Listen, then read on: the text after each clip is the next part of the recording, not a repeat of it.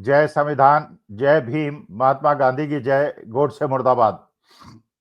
देखिए, ये जो ईरान का युद्ध है इजराइल और अमेरिका के खिलाफ, ये बड़े रोमांचक मोड़ ले रहा है और ऐसे मोड़ ले रहा है जिसको सुन के सिहरन अब शरीर के अंदर होने लगी है। क्या होगा, कैसे होगा, किधर जाएगा, तृतीय विश्व युद्ध होगा या युद्ध नहीं भी होगा तो भी इतने ज्यादा कष्ट बढ़ जाएंगे, विश्व के आर्थिक कष्ट बढ़ जाएंगे, सामाजिक कष्ट बढ़ जाएंगे और जीवन जीना मुश्किल हो जाएगा।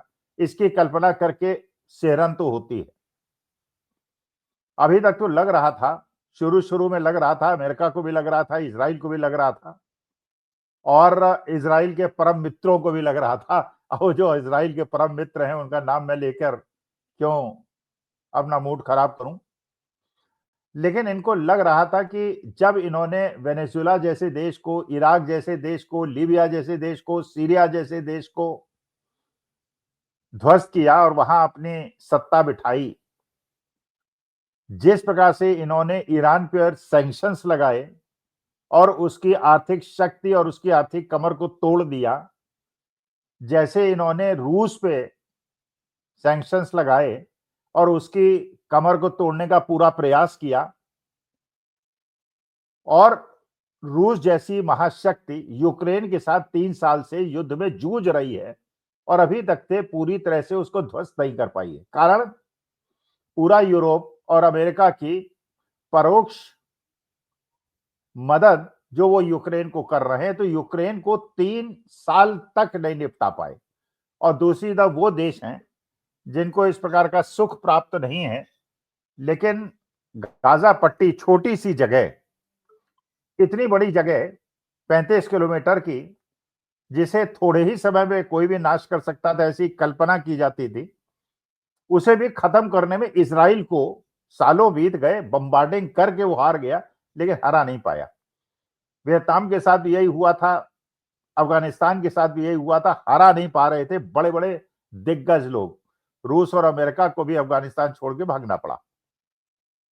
लेकिन अब और ज्यादा विकट हो गई है स्थिति। 7 दिन हो गए हैं और ईरान डटा हुआ है, बल्कि डटा ही नहीं हुआ है, वो अमेरिका के और इजराइल के पर खच्चे उड़ा रहा है। जैसे तेल अवीव के ऊपर आक्रमण हो रहे हैं, जैसे अमेरिका के मित्र राष्ट्र जहां पे अमेरिका ने अपने एयर स्पेस बनाए थे उनका नाश कर रहा है, 500 700 मिसाइल्स दाग रहा है, और जिस तरह से सीधा तान के खड़ा हुआ है उससे लग रहा है कि अमेरिका को भी अब पसीना आने लगा है। लेकिन असली मुद्दा यह, हम भारतवासियों के लिए ये जो युद्ध है ये किस दिशा में जा रहा है और अमेरिका हमसे चाह क्या रहा है। अमेरिका पहला जो चाह रहा था उसने तो वो पा लिया, उसने हमें ब्रिक कंट्रीज से अलग कर दिया, उसने हमें रूस से दूर कर दिया, उसने इस क्षेत्र में हमको अलग थलग छोड़ दिया, बल्कि हमारे चारों तरफ दुश्मनों की एक फौज खड़ी कर दी। और उसके बाद जब उसको ये लगा कि इजराइल ने उसके जितने भी मित्र राष्ट्र हैं, सऊदी अरेबिया है, यूएई है, बहरीन है, कुवैत है, कतर है, उन पे आक्रमण करके यूएस एयर बेसिस को करीब करीब खत्म कर दिया है, 70-80% उनको नष्ट कर दिया है। और ये देश भी अब कतराने लगे हैं अमेरिका का साथ देने में, क्योंकि उन्हें लग रहा है कि उन्हें शतरंज का मोहरा बनाया गया है और अमेरिका ने अपने सैनिकों को तो बचा लिया है, लेकिन इनके भूभाग के ऊपर आक्रमण करा दिया है। जैसे उनके गैस की सप्लाई, उनकी तेल की सप्लाई को अगर बाधित किया जाता है तो मानी बात है इन देशों की अर्थव्यवस्था बुरी तरह से प्रभावित होती है, क्योंकि इनकी अर्थव्यवस्था का मूल आधार ही तेल है और गैस है। तो वहां भी व्यथा है, वहां भी परेशानी है। जैसे ईरान लड़ रहा है, ईरान ने अपनी जो युद्ध की रणनीति है उसको बदला है। उन्होंने कहा कि सेंट्रल कमांड से अब निर्णय नहीं होंगे, जो क्षेत्रवार डिसेंट्रलाइज्ड अथॉरिटीज हैं वो अपने हिसाब से निर्णय लेंगी और वार करेंगी। और ये भी उसने चेतावनी दे दी है, जो पेंटागन ने कहा है सेना को जमीन पे उतारना पड़ेगा, लेकिन ईरान ने कह दिया है कि अगर अमेरिका की मित्र सेनाएं जमीन पे उतरी ईरान की, तो उनका वो हाल किया जाएगा कि बॉडी बैग्स को गिनते गिनते अमेरिका परेशान हो जाएगा। तो अमेरिका उलझ तो गया है।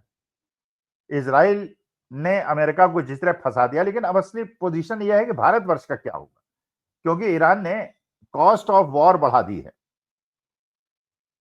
जो स्टेट ऑफ हार्मोस है उसे बाधित करके और केवल चीन के शिप्स को उसमें जाने की अनुमति देके उसने एक तरह से तेल और गैस की सप्लाई को पूरे वर्ल्ड में इफेक्ट कर दिया है। उससे सबसे बड़ी चेतावनी तो अमेरिका को मिली, वो अमेरिका जो भारत को बताता था, पता नहीं किस हैसियत से बताता था कि भारतवर्ष रूस से तेल नहीं खरीदेगा, और जब ट्रेड डील की बात हुई तो भी उसने कहा था 10 सदस्यीय कमेटी बनाएंगे जो ये देखेगी कि भारत कहीं रूस से तेल तो नहीं खरीद रहा है, और खरीदेगा तो हम टैरिफ फिर बढ़ा देंगे। पता नहीं किस हैसियत से वो कर रहा था, किस अधिकार से कर रहा था, क्या उसके पास हमारे रहस्य थे जिसकी वजह से कर रहा था। लेकिन वहां भी एक पेच फंस गया। वहां भी अमेरिका को और यूरोप को ये पता चला कि भारत के पास चाहे अपने तेल के भंडार ना हो, हम ज्यादातर तेल अपना आयात करते हो, लेकिन हमारे पास रिफाइनिंग कैपेसिटी बहुत ज्यादा है। और ये जो हमारी रिफाइनरीज हैं, इनका उपयोग करके न केवल देश के अंदर तेल की खपत होती है, बल्कि हम इसको एक्सपोर्ट भी करते हैं। बहुत सारे देश ऐसे हैं जिनके पास रिफाइनिंग कैपेसिटी नहीं है, और भारतवर्ष के पास रिफाइनिंग कैपेसिटी बहुत ज्यादा है।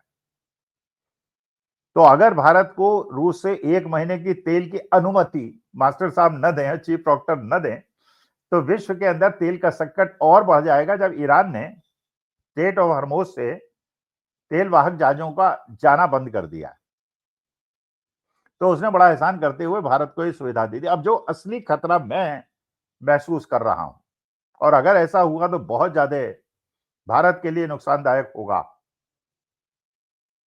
अगर उनके अरब के अंदर बैठे हुए, गल्फ के अंदर बैठे हुए मित्र राष्ट्र के एयर बेसेस खत्म हो जाएं, जो करीब करीब हो गए हैं, तो कहीं अमेरिका भारत में दबाव डाल के भारत का उपयोग अपने सैन्य आक्रमणों के लिए न करना शुरू कर दे।